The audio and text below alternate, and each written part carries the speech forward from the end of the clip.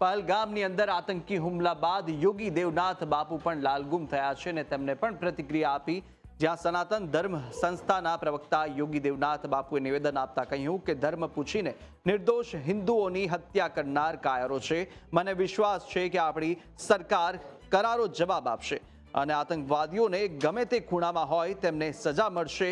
વિશ્વમાં દાખલો બેસે તેવી સજા આપવામાં આવશે.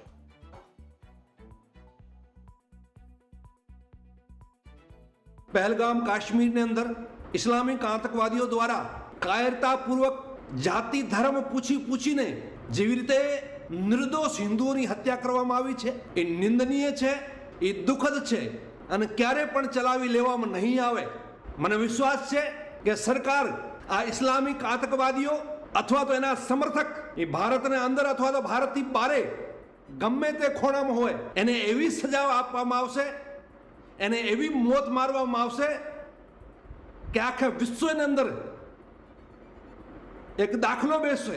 કાયરતાપૂર્વક જે નિર્દોષ હિન્દુઓની હત્યા કરવામાં આવી છે એ દિવ્ય આત્માઓને પ્રભુ શ્રી રામ શાંતિ પ્રદાન કરે. જે આ હુમલાની અંદર ઘાયલ થયા છે એ શીઘ્ર સ્વસ્થ થાય એવી પ્રભુ શ્રી રામ સાથે પ્રાર્થના કરું છું.